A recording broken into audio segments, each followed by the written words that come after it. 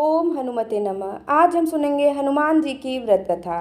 केशवदत्त नाम का एक ब्राह्मण था जो अपनी पत्नी अंजलि के साथ ऋषिनगर गांव में खुशी से रहता था। गांव के सभी लोग ब्राह्मण परिवार का बहुत सम्मान करते थे। उनके पास खूब धन संपत्ति थी, लेकिन उनकी कोई संतान नहीं थी। इस कारण दोनों पति पत्नी दुखी थे। पुत्र प्राप्ति के लिए दोनों हनुमान जी की पूजा करने लगे। ब्राह्मण हर मंगलवार जंगल में हनुमान जी की पूजा करने के लिए जाता था। पत्नी घर में ही महावीर का व्रत रखा करती थी। दोनों शाम को बजरंगबली को भोग लगाकर व्रत खोलते थे। ब्राह्मण और उसकी पत्नी को हनुमान जी की पूजा करते करते कई साल बीत गए, लेकिन उन्हें संतान नहीं हुई। एक समय आया जब ब्राह्मण निराश हो गया, परंतु उसने बजरंगबली पर विश्वास नहीं छोड़ा। दोनों पति पत्नी विधिवत व्रत रखते रहे। एक मंगलवार अंजलि हनुमान जी को भोग लगाना भूल गई और दिन ढलने के बाद खुद भी बिना भोजन किए सो गई। उस दिन ब्राह्मण की पत्नी ने प्रण लिया कि वो अब अगले मंगलवार को भोग लगाने के बाद ही अन्न का दाना खाएगी। बिना कुछ खाए पिए किसी तरह से 6 दिन निकले।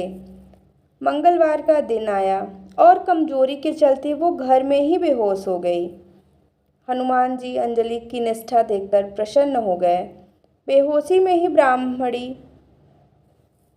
को हनुमान जी ने दर्शन दिए और कहा, पुत्री उठो, तुम हर मंगलवार पूरी निष्ठा के साथ मेरा व्रत करती हो। मैं तुम्हारी भक्ति से बहुत खुश हूँ। इस बात से खुश होकर मैं तुम्हारी मनोकामना पूरी करने का वरदान देता हूँ। तुम्हें पुत्र की प्राप्ति होगी जो तुम्हारा खूब ध्यान रखेगा। इतना कहकर बजरंगबली वहां से अंतर्ध्यान हो गए। तभी अंजलि उठी और भोजन तैयार करके उसने सबसे पहले हनुमान जी को भोग लगाया। इसके बाद खुद भी भोजन किया। केशवदत्त घर लौटा तो ब्राह्मणी ने उसे पूरी बात बताई। पुत्र वरदान की बात सुनकर ब्राह्मण को यकीन नहीं हुआ और वह पत्नी पर शक करने लगा। उसने अपनी पत्नी को बोला, तुम झूठ बोल रही हो, तुमने मेरे साथ धोखा किया है।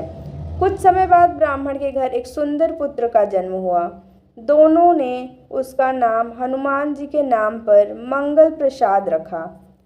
ब्राह्मण को हमेशा यही लगता था कि उसकी पत्नी ने उसे झूठी कहानी सुनाई और उसके साथ छल किया है। यह सोचकर वो बच्चे को मारने की साजिश रचने लगा।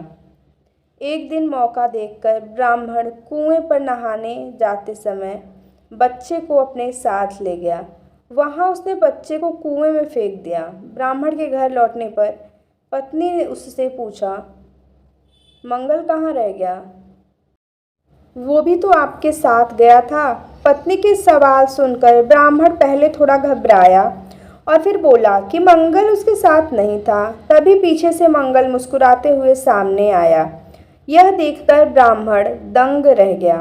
केशवदत्त को रात को यह सोच सोचकर नींद नहीं आई कि मंगल दास कैसे घर वापस आया। उसी रात बजरंगबली ने ब्राह्मण को सपने में दर्शन दिए। हनुमान जी ने कहा, मेरे प्रिय पुत्र, यह तुम दोनों का ही बेटा है। मैंने तुम्हारी और तुम्हारी पत्नी की भक्ति से खुश होकर तुम्हारी मनोकामना को पूरा किया था। अपने पुत्र मंगलदास को अपना लो और अपनी पवित्र पत्नी पर शक करना छोड़ दो।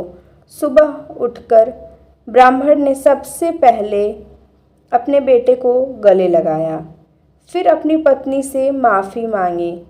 उसके बाद ब्राह्मण ने अपनी पत्नी को बताया कि वो किस तरह उस पर शक किया करता था और मंगलदास को अपना पुत्र नहीं मानता था।